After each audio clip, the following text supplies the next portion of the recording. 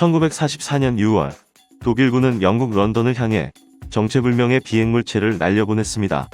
이 비행물체는 주날개와 꼬리날개를 갖고 있어 외형은 일반적인 비행기처럼 보였지만 전방에 프로펠러가 보이지 않았고, 무엇보다 특이한 것은 조종석에 사람이 타고 있지 않았다는 것입니다. 이것이 바로 최초의 순항 미사일 V1입니다. 2차 대전 기간 중 독일은 수많은 폭격기와 전투기를 영국으로 보내 지속적인 공격을 실시했는데, 이에 대항하는 영국군의 반격으로 독일군도 큰 피해를 입고 있었습니다. 소중한 항공기와 조종사 그리고 승무원들이 계속 희생되면서 독일군의 공군력도 급속도로 약화되었던 것입니다. 따라서 독일은 사람이 직접 조종하지 않고도 스스로 비행할 수 있는 순항미사일 V1을 개발하게 되었습니다. V1은 850kg의 탄두를 장착하고 약 250km를 비행할 수 있었으며, 자석 나침판으로 작동하는 자이로스코프에 의해 방향이 유도되는데, 목표했던 지점까지 도달하면 연료 공급을 중단해 떨어지는 방식으로 작동했습니다. V1이 런던 시내에 떨어지자 수많은 건물과 가옥들이 파괴되었으며 사망자 6,000명을 포함해 무려 18,000명의 사상자가 발생했습니다. 하지만 V1은 최초의 순항미사일이었던 만큼 기술적으로 부족한 부분도 많았습니다. V1은 전쟁 기간 중 총 8,000발 정도가 영국으로 발사되었는데, 그중 1,600발은 바다에 떨어졌고 4,000발은 영국군에 의해 격추되었으며 나머지 2,400발만이 런던 시내에 떨어졌던 것입니다. 독일이 발사하는 V1은 비행 코스가 일정했기 때문에 영국군 고사포들은 어느 정도 방향을 잡고 준비할 수 있었고, 무엇보다 V1의 비행 속도가 650km 정도여서 영국 공군이 보유하고 있던 템페스트나 스피파이어로 충분히 격추가 가능했습니다.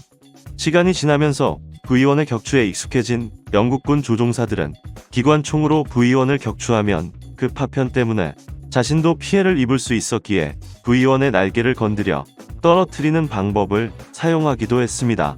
전쟁이 끝나자 독일의 미사일 기술은 미국과 소련으로 흡수되었으며, 미국은 V1의 기술을 기반으로 한 새로운 순항 미사일 마타도어와 레귤러스를 개발했습니다. 이 미사일들의 임무는 공산 국가들을 향해 핵무기를 운반하는 것이었는데, 그 사용 기간은 그리 길지 않았습니다. 1960년대에 대륙간 탄도미사일이 등장하게 되면서 상대적으로 속도가 느리고 비행거리가 짧았던 순항미사일은 활용도가 떨어졌던 것입니다. 이렇게 전장의 중심에서 잠시 멀어졌던 순항미사일이 다시 등장하게 된 것은 1991년 발생한 걸프 전쟁이었습니다.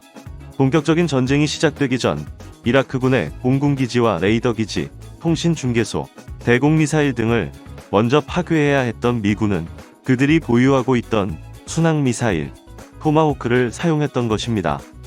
약 290여 발이 발사된 토마호크는 85%의 높은 명중률을 보이며 패트리어트 미사일, F-117 스텔스 공격기와 함께 하이테크 병기의 대명사로 알려지기도 했습니다. 걸프 전쟁으로 순항 미사일의 효용성이 알려지자 유럽의 선진국들은 저마다 순항 미사일을 개발하기 위해 열을 올리게 되었으며, 그래서 탄생하게 된 것이 영국과 프랑스가 공동 개발한 스톰 섀도우, 독일과 스웨덴이 공동 개발한 타우러스입니다. 그럼 이번 영상의 주제인 타우러스의 성능에 대해 알아보겠습니다. 2005년 실전 배치된 타우러스는 항공기에서 발사하는 장거리 공대지 순항 미사일로 길이는 무려 5.1m이고 마하 0.9의 속도로 비행하며 500km 밖의 목표물을 정확히 타격할 수 있는 능력을 가지고 있습니다. 타우러스의 가장 큰 특징은 트라이테크라 불리는 3중 항법 장치입니다. 일반적인 유도폭탄은 보통 GPS나 레이저에 의해 유도되는데, 이렇게 되면 적이 GPS 재밍을 실시하거나 레이저 유도를 방해했을 경우 목표를 타격하지 못하는 경우가 발생하게 됩니다. 이에 비해 타우러스는 관성항법 시스템, 지형참조 항법장치, 영상 기반 항법장치를 복합적으로 사용합니다. 이것은 기본적으로 군사용 GPS의 정보를 받는 관성항법장치를 사용하다가 적의 GPS 공격에 대비해 미사일 자체의 진행 경로에 대한 항공 및 위성 이미지를 미리 입력해 놓고 이에 따라 비행을 하는 방식입니다. 만일 미사일이 특정 지점에 도달하면 열 영상 장치로 그곳의 지형을 촬영하여 미리 입력된 이미지와 좌표를 대조해 적의 전파 방해에도 불구하고 목표를 끝까지 추적할 수 있습니다. 타우러스는 목표에 따라 다양한 형식의 플랫폼을 가지고 있는데 타우러스 CL은 지상 발사형으로 추가적인 보조 추진 장치를 장착해 지상의 이동 발사대에서 사용하는 것이고, 타우러스 MP는 일반 고폭탄 탄두를 가지고 있어 지상의 시설물이나 인마살상용으로 사용됩니다. 타우러스 M은 확산형 탄두로 넓은 지역에 자탄을 분산할 수 있어 적 공군기지나 밀집 대형의 적군에게 큰 피해를 입힐 수 있고, 타우러스 KPD-350K는 관통형 탄두를 내장하고 있어 적의 벙커나 지하시설의 내부를 파괴할 수 있습니다. 타우러스가 다른 순항미사일에 비해 특별히 구분되는 점은 바로 관통형 탄두를 내장한 타우러스 KPD-350K라고 할 수 있겠습니다. 이 형식은 메피스토라 불리는 이중탄두로 구성되어 있는데, 먼저 전방에 위치한 관통탄두가 목표물의 표면을 충격해 1차적으로 구멍을 형성하면 후방에 있는 침투탄두가 내부로 진입해 들어가 또다시 폭발하는 방식으로 작동합니다. 이때 타우러스는 PIMPF라는 지능형 신관을 사용하는데, 이것은 사전에 특정 층에서 폭발하도록 신관의 정보를 입력해 놓으면 이 신관이 콘크리트와 그 사이의 빈 공간을 인식해 사용자가 원하는 특정 층에서 폭발하는 것입니다. 이러한 기술들로 인해 타우러스는 500km 밖에 있는 목표물을 약 2m의 오차로 명중시킬 수 있으며 6m의 강화 콘크리트를 관통할 수 있습니다. 타우러스는 독일이 600발, 스페인이 43발을 운용하고 있으며 한국은 260여 발을 운용해 제작국인 독일을 제외하고는 타우러스를 가장 많이 운용하는 국가라고 할 수 있겠습니다. 그럼 한국의 타우러스 보유 과정에 대해 알아보겠습니다. 2003년 북한이 핵확산 금지 조약을 탈퇴하며 본격적으로 핵무기를 개발하기 시작하고, 이후 천안함 침몰 사건과 연평도 포격 사건이 발생하자 정부는 북한의 핵공격 징후를 미리 파악하고 이를 선제 타격하는 킬체인을 구상하게 됩니다. 이것은 최대 30분 이내에 적의 비대칭 전력을 무력화시키는 것이 목적인데, 여기에는 각종 지대지 미사일과 함대지 미사일, 잠대지 미사일, 공대지 미사일 등이 투입되는 것으로 계획되었습니다. 따라서 우리 군은 각종 미사일을 국내에서 개발하거나 해외에서 도입하는 사업을 진행하게 되는데, 이에 따라 공군도 장거리 공대지 미사일 도입 사업을 시작하게 되었습니다. 우리 군이 먼저 관심을 가졌던 미사일은 미국의 슬래미알이었는데, 이것은 대함 미사일인 하푼을 공대지 모드로 개량한 것으로 약 270km의 사거리를 가지고 있었습니다. 하지만 이 미사일은 북한의 지하기지를 관통할 수 있는 능력이 없었기 때문에 우리 군은 슬래미알을 40여 개 정도만 도입하고 곧바로 새로운 미사일을 물색하게 되었습니다. 당시 우리 군이 원했던 미사일은 미국 록히드 마틴에서 개발 중이었던 공대지 미사일 제즘이었습니다.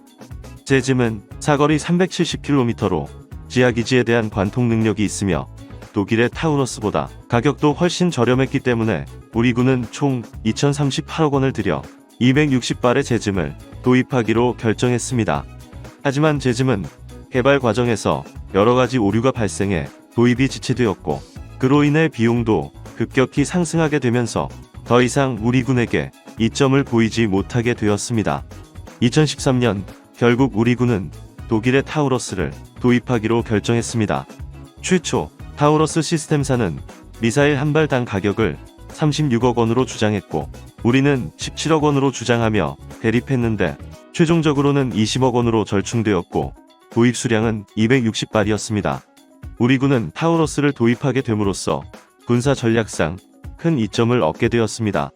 이전에 우리 공군은 북한의 전략시설을 공격하기 위해 공격기 이외에 정찰기와 호위기 등 대대적인 스트라이크 패키지를 구성하고 북한 영공으로 진입해야 했는데, 이제는 공격기가 단독으로 출격해 대전 상공에서 미사일을 발사하여 북한의 평양을 공격할 수 있게 된 것입니다.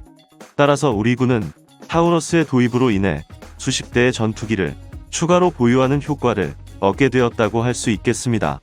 타우러스 시스템사는 한국에 미사일을 판매하면서 상당수의 기술 이전 계약도 체결했는데, 그 내용은 다음과 같습니다. 유도탄 데이터 링크 기술, 미사일과 전투기 통합 기술, 레이더 반사 면적 저감 기술, 미사일 유도 및 제어 기술, 임무 계획 수립 시스템 설계 기술, 지하관 통용 탄두 체계 제작 기술 등입니다. 우리나라는 이렇게 독일로부터 이전받은 기술을 기반으로 국산 장거리 공대지 미사일인 천룡을 개발하고 있습니다. 국방과학연구소와 LIGNX1이 개발을 진행하고 있는 천룡은 독일의 타우러스와 비슷한 성능이면서 사거리는 기존 500km보다 더 긴 600km 이상이 될 것으로 예상하고 있습니다. 2028년까지 개발을 완료할 예정인 천룡은 KF-21 블록2에 장착될 계획인데, 이렇게 되면 KF-21은 공대공 능력뿐 아니라 공대지 능력까지 모두 갖추게 되는 것입니다. 하지만 독일의 타우러스 시스템사는 한국의 또 다른 장거리 공대공 미사일인 타우러스2를 제안하고 있습니다. 타우러스2는 기존 타우러스를 소형화한 것으로 무게가 가벼워지는 만큼 사거리는 기존 미사일의 80% 수준인 400km, 관통력은 90% 정도에 이를 것으로 예상됩니다. 이렇게 성능이 다소 줄어든 타우러스2의 장점은 바로 확장성에 있습니다. 기존 타우러스는 무게가 무거워 F-15K에서만 운용이 가능했는데, 타우러스2는 KF-21과 KF-16, FA-250에도 모두 운용이 가능하다는 것입니다. 물론 국방과학연구소에서 천룡을 개발하고 있기는 하지만 선진국의 경우 장거리 공대지 미사일을 개발하는데 12년 이상의 시간이 걸렸던 것을 감안하면 천룡이 계획된 기간인 2028년 안에 완성될 수 있을지는 장담할 수 없습니다. 타우러스 시스템사는 3년에서 4년 내에 타우러스2를 개발할 수 있고, 이를 통해 2028년으로 계획되어 있는 KF-21 블록2에 무난한 장착이 가능하며, 이와 더불어 현재 수출이 활발하게 진행되고 있는 FA-250에도 적용할 수 있다고 홍보하고 있습니다. 우리 군은 장거리 공대지 미사일인 타우러스를 도입함으로 해서 원거리 타격 능력을 획기적으로 향상시켰으며, 독일로부터 관련 기술을 이전받아 국산 공대지 미사일의 개발을 눈앞에 두고 있습니다. 천룡과 타우러스2의 성공적인 개발로 더욱 강력해지는 우리의 공군력을 기대해봅니다. 이상으로 마치겠습니다.